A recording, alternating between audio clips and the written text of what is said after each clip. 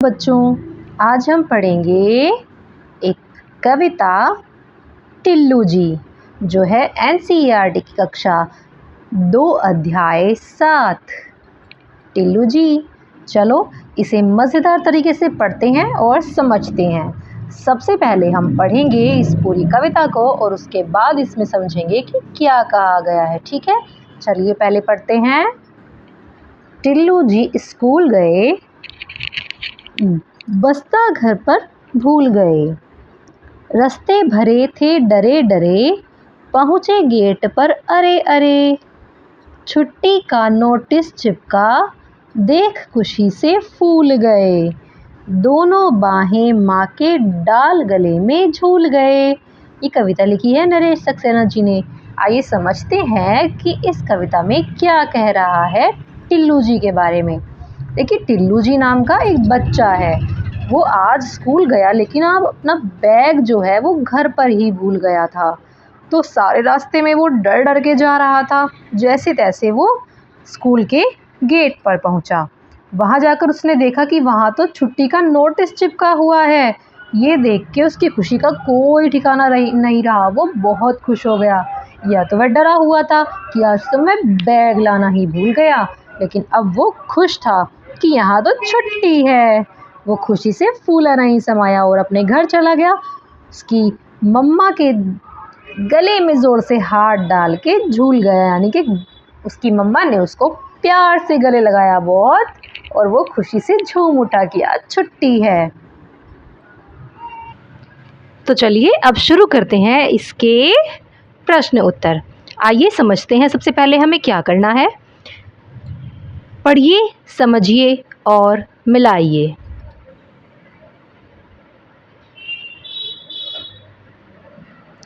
हमें पहले ये सारी चीज़ें पढ़नी है और फिर देखना है हमें क्या मिलाना है। मित्रों और सहेलियों को देखकर मैं खुश होती हूँ या होता हूँ, ये आपको तय करना है। ठीक है, शिक्षक को देखकर मैं खुश होती हूँ। अगर मैं अपने बारे में कहूँगी तो मैं खुश होती हूँ। माँ को देखकर मैं खुश होती हूँ, पिताजी को देखकर मैं खुश होती हूँ, अपनी बहन को देखकर मैं खुश होती हूँ। ठीक है, और आपको बताना है कि आप होता है या होती हैं। चलिए अब चलते हैं आगे। अब खेलते हैं शब्दों का खेल। पढ़ना है, समझना है और लिखना है। अंगूर, जैसे ये लिखा हुआ है अंगूर। अब बारी है अंजीर। ये बन गया अंजीर। अंडा, ये बन गया अंडा। अंदर, समझ रहे हैं ना आप? ये हम कैसे कर रहे हैं। यहाँ लिखा हुआ है अंग और यहाँ पर शब्द दिए हुए हैं गुर, जी, डा, दर, बर, और हमें इन्हें मिलाना है। जैसे अब बनेगा अंबर, ये बन गया अंबर। ठीक है, ये हो गए हमारे सारे शब्द। अब आगे चलते हैं, देखते हैं आगे क्या है। ओहो, अब हमें एक कहानी पढ़नी है सिर्फ मज़े के लिए। ठीक है, आइए पढ़ते हैं और समझते हैं। इसके ये एग्ज़ाम में नहीं आएगी और ना ही इसके प्रश्न उत्तर करने हैं। सिर्फ हमें ये कहानी पढ़नी है। ये कहानी है एक नटखट लड़के दिवाकर की। दिवाकर 5 वर्ष का नटखट लड़का है। सारे दिन ठिठोली करता है और सबको हंसाता है। उसे गणित सीखने की बहुत लगन है। उसकी बड़ी बहन मीना उसे संख्याओं को जोड़ना सिखाती है और दिवाकर ध्यान से सीखता है। दिवाकर कहता है 1 और 2 3। मीना कहती है सपेरा बजाता बीन। दिवाकर कहता है 3 और 4 7। मीना कहती है लाओ कलम दवात। दिवाकर दौड़कर कलम ले आता है और मीना उसे संख्याओं के जोड़ लिखना सिखाती है। आपने भी संख्याओं को जोड़ना सीख लिया होगा ना। जैसे 1 + 2 कितने होते हैं? 3। 3 + 4 कितने होते हैं? 7। आज इतवार का दिन है।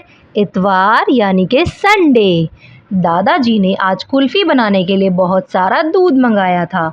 दादी ने सवेरे 9 बजे कढ़ाई में दूध उबालने के लिए रख दिया। दूध को कभी माँ और कभी चाची जी थोड़ी थोड़ी देर में चमचे से चलाते रहे।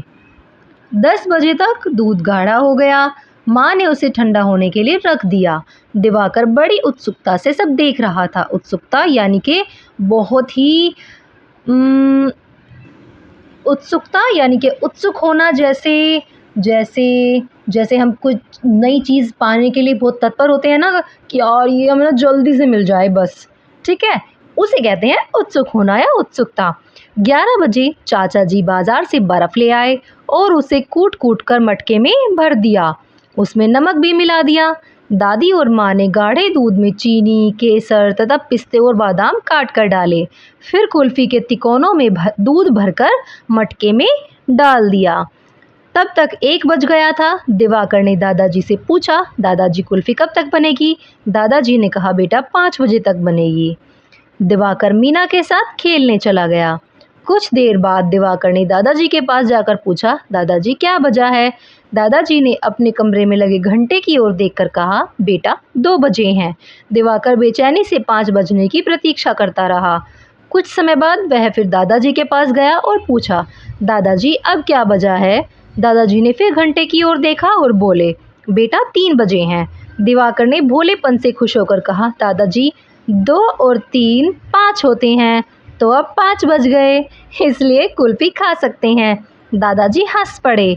उन्होंने दिवाकर की कुशाग्र बुद्धि पर बहुत आनंद आया।